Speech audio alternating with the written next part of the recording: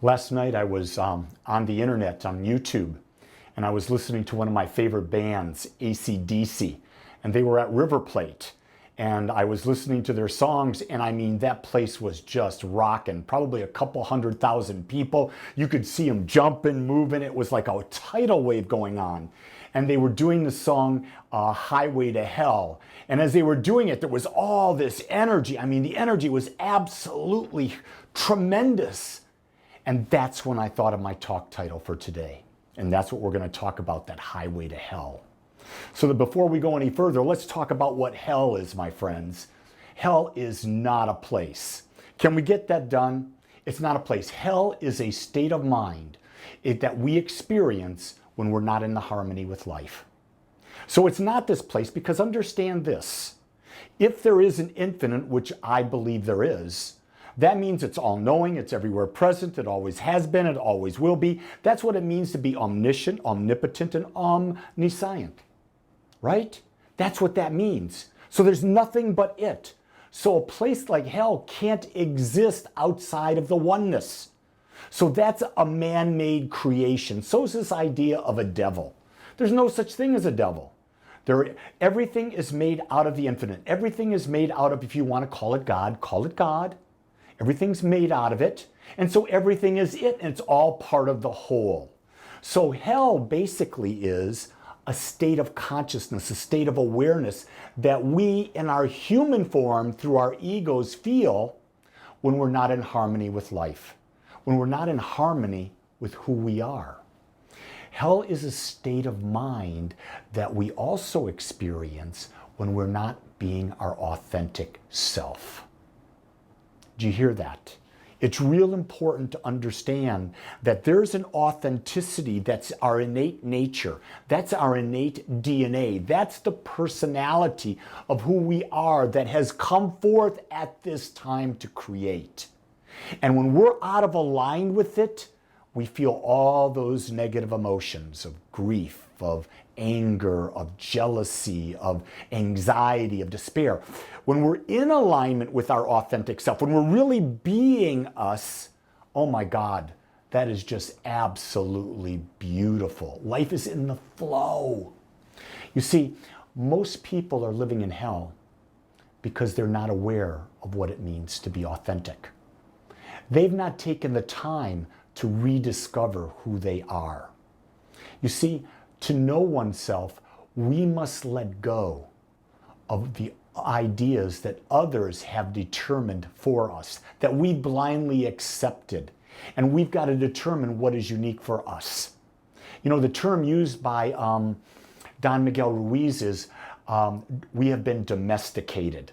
He calls it the domestication of the human race. In other words, our parents taught us based on reward and punishment. This is what you need to do. Our schools taught us this is what you need to do based on reward and punishment. This is what the religions do, reward and punishment. This is what television does, reward and punishment. So we've been domesticated to be an individual different than what we want to be. And we've been taught we have to live up to other people's ideas. We have to live up to other people's standards. And you know, this is really prevalent when we start thinking about when we get into life partnerships, intimate relationships, and our partner will say to us, well, you're not meeting my needs. I hear that over and over and over again. I want to share with you, we were never brought here to meet anyone else's needs. We were brought here to be unique, whole, and perfect expressions of God. But here's the thing. We have to determine what it is that's desiring to express through us. And most of the people, probably 99.9% of the people, have not taken time to get to know themselves. You see, to get to know oneself, you have to go into your heart and imagine what would it be like to be my highest expression and use my unique values in service for others. You see, when you understand what your unique gifts are, and you use them to serve greater and greater and greater numbers of people, oh my gosh, what comes back to you is not, it comes back in a form of energy, of friendships, of all sorts of good things start coming to you. The pathway opens up more and more so that you can receive more and more of what you've been looking for. You see, the journey of getting to know ourselves, the journey to knowing ourselves is one that never ends, and it is internally unfolding. So we've got to give up the idea that we get to this place. You see, heaven is not a place you get to. Heaven is a state of mind that we have while we're on our journey, being our authentic selves, doing what we love with people that we like to be with. You see, it's a journey that we alone take. However, we get to choose who we share it with. I ask you this question: who's on your journey? Are they supporting and growing you? Are you supporting and growing them? Is it fun to be with them? I'm talking about the parents in your life right now. I'm talking about the brothers and sisters in your life right now. I'm talking about if you've got a love partner, well, and maybe a spouse as well. I'm talking about if you've got children. Talking about if you've got friends. Who are you choosing to share the journey with? Let me ask you, is it a journey on its way to heaven, or is it a journey on its way to hell? And you know, I talk to a lot of people in relationship, and I'm afraid to say it's more on a journey to hell. They're on that highway and they just can't seem to get off. And here's the thing, they don't even realize it. They don't realize that there's another choice, that we can go in another direction. We haven't been taught that. We have been taught to figure out what is it that's most important to us. Because once we figure out what's most important to us, we dedicate our lives, and every decision we make is based on the fact that we make decisions that are aligned with where we want to go, using our gifts to be the greatest experience of love that we can be. You see, the key to having meaningful relationships is to surround yourself with people who mutually support and grow with you, and you with them. That's the key. Do you have a support system in place? Do you have people who accept you for who you are? Do you have people that you accept for who they are? Do you have people where you put no demands on that friendship?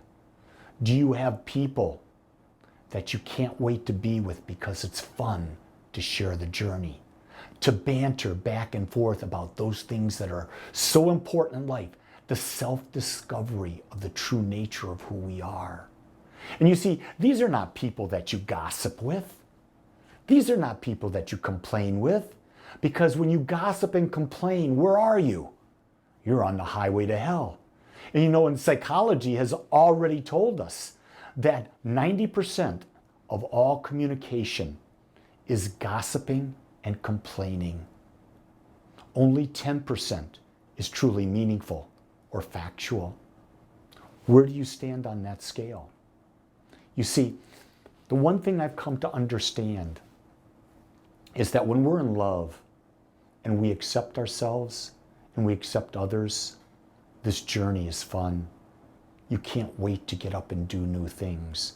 But if we judge or we allow others to judge us, we're truly in hell. Understand this, that judgment and love cannot coexist. Judgment and acceptance cannot coexist. You either are loving or you are not. There are no degrees of love. There's just love. That's 100% acceptance of who you are or who of another person is. When you're in judgment, you've taken the entrance ramp and you're back on that highway to hell. Here's the key thing though, and this is the good news. The good news is that we can get off the highway and turn around anytime we choose. Anytime we choose, we can get off that highway. But we have to first become aware we have a choice. And in order to have a choice, we must get to know who we are. Because when we know who we are, then we'll get on the highway where the entrance ramp is taking us in the direction of our dreams. that which fulfills us, makes us whole, that which gives us joy, that which causes us to expand in our awareness. You see, we don't have to become anything. We just have to become aware that it's already there. And awareness is the greatest gift that we can give ourselves. That's why at Agape we practice meditation. That's why we talk about affirmations. That's why we use the power of prayer to create our lives. That's why we use the power of visualization. Because we're looking at that life that we so desire, that we know will feed us and juice us beyond anything. And we choose that life and we get on that highway, the highway to heaven, and we rock out with those people that we choose to go on the journey with us. So here's the question I want to leave you with. It's a real simple one. Which highway will you choose today? Which highway will you choose to enter? Which highway will you choose to exit from? And where will you re-enter? You are at choice in every moment of every day on where you go, who you are, and what you experience. What I'm here to do is to remind you that the power is within you to make that choice. Create a great week. We'll talk to you next week. Have a great day. Aloha. I want to thank you for joining us today. I'm so grateful that you took your time to watch or listen to this message. If you found this message beneficial, I would ask that you go to our website, agapecsl.com. Once there, click on the donate button and experience the joy of conscious and purposeful giving. Or if you would like, text your gift by simply dialing 972-532-6976. It is through your gifts that we are able to bring this message to you in the world. I would ask that if you like this message, to please subscribe to my YouTube channel under my name, Lee Wolak. Again, I want to thank you for joining me in the Agape community as we learn how to better self-love through conscious living.